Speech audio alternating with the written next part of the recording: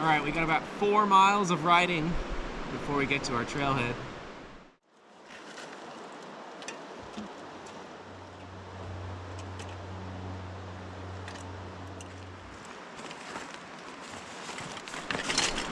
And it's about 1:30, so we gotta get out of here.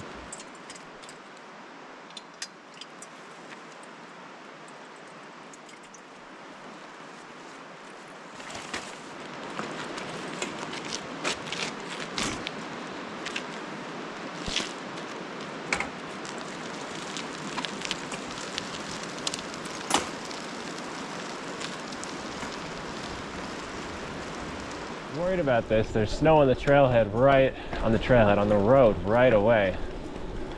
It's hard to tell from satellite footage and recent reports. I'll have to be very careful and potentially walk the bike for a good chunk of this.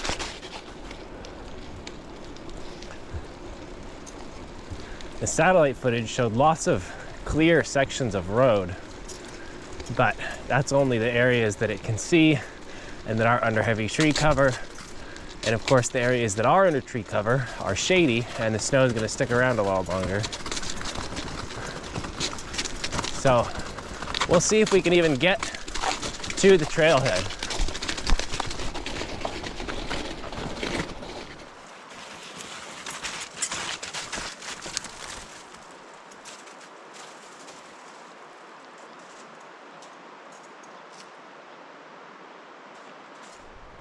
Well, that was pretty much a disaster. I was expecting there to be some snow on the road, but I wasn't expecting basically complete coverage. So it was 4 miles from where I parked to the trailhead that I wanted to go, and I probably made it less than a mile of that on the bike. I'm not sure what the plan now is. That's still to be determined. Could walk if I feel really motivated and still try to do the same plan.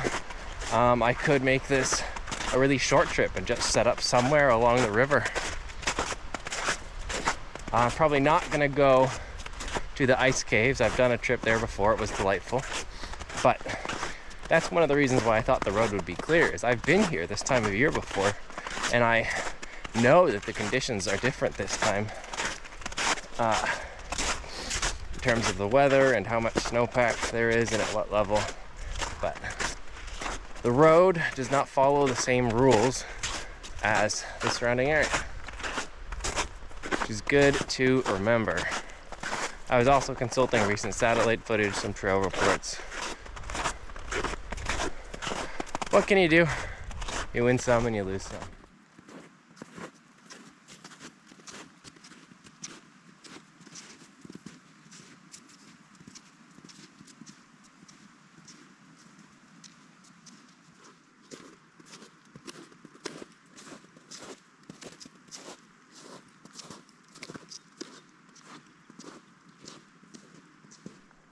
Well, here we are at the trailhead, and you'll notice something suspicious.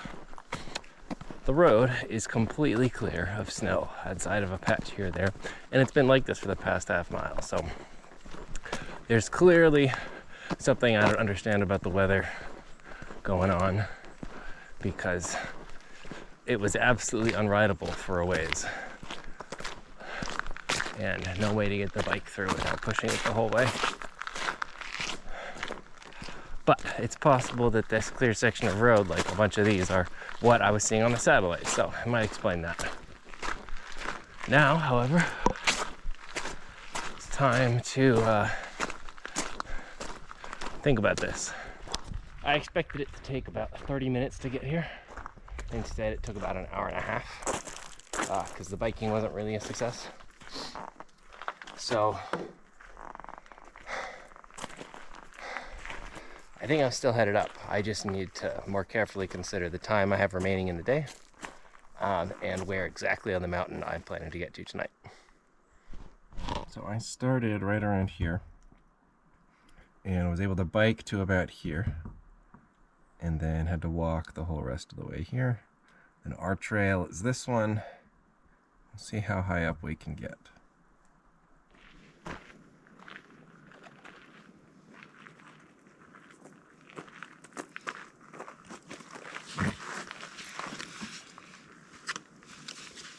after a short break. A little snack. Up we go.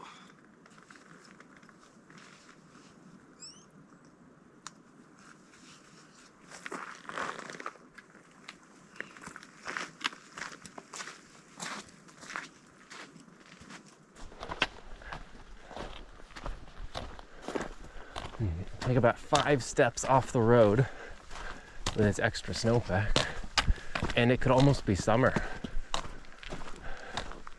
I mean, if you ignore all the ferns that have been squashed by the snow. But the sun is just coming in through the trees. This is delightful.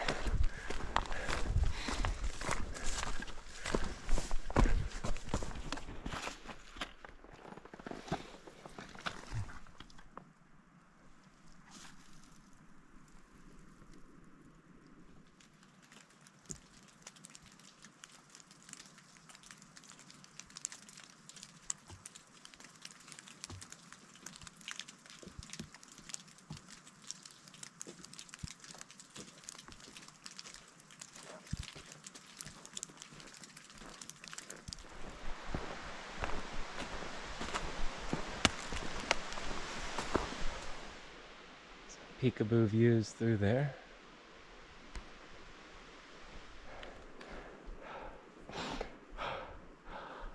Say goodnight to the sun.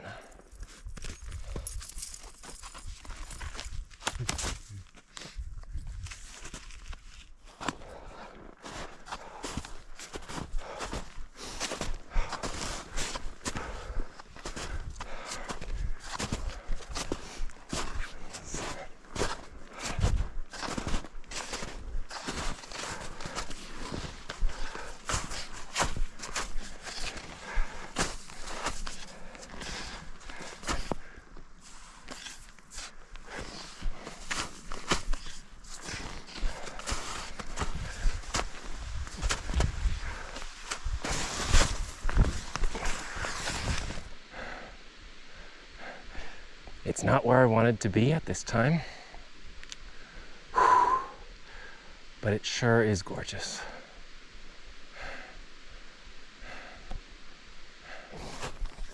The slope that I'm on now is littered with old avalanche debris. It's not that fresh. There's no crisp definition, I guess I would call it. You can see everything here has had time to melt a little bit. But it certainly doesn't fill me with confidence. And I'm treading very lightly, trying to get out of here as fast as possible. One of my poles lost the snow basket, so it just sinks all the way into the snow. It kind of sucks. It's borderline useless. It can sort of work almost like as an emergency ice axe anchor. Like if you sink in, you can kind of use it to stop yourself from falling sideways. But otherwise, it's not providing support step by step or anything like that.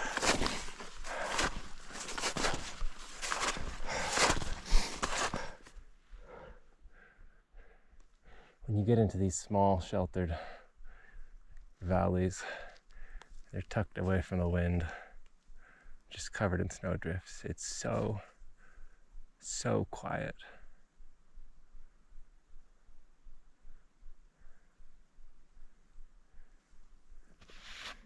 Rabbit tracks here. And then, very curiously, they just disappear. All right, I am racing the sunset here.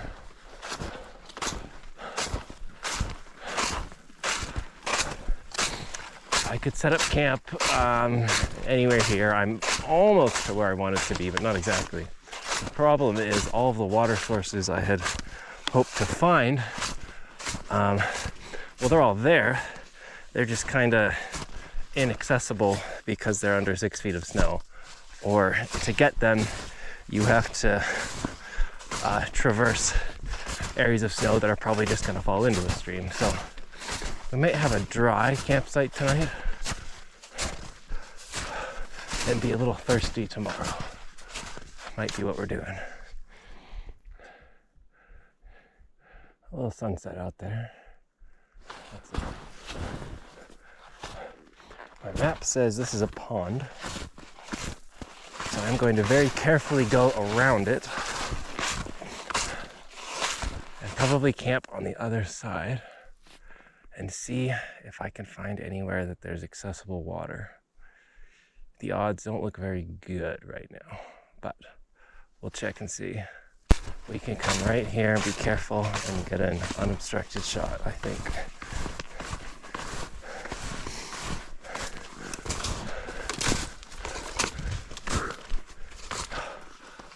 Oh yeah. Oh yes.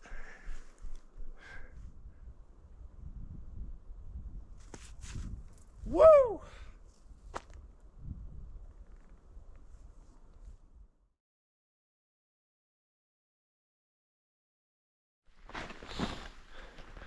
Good morning.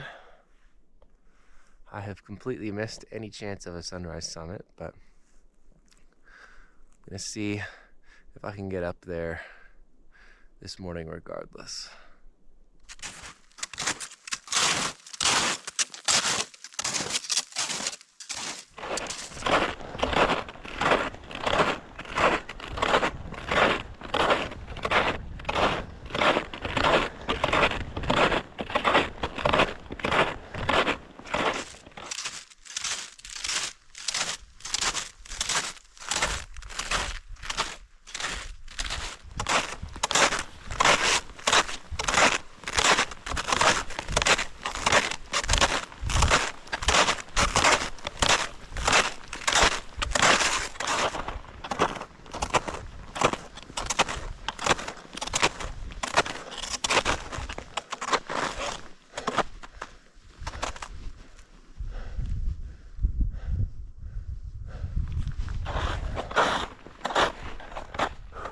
Well, I am turning around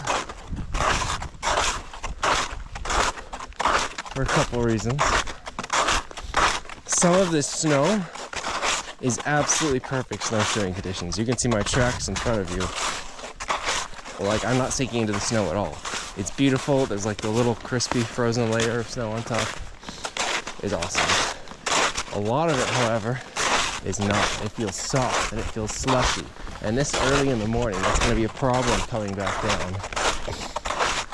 Especially given that there were some avalanche-prone sections on my way back down that I really wanted to cross while they were crispy and firm and secure.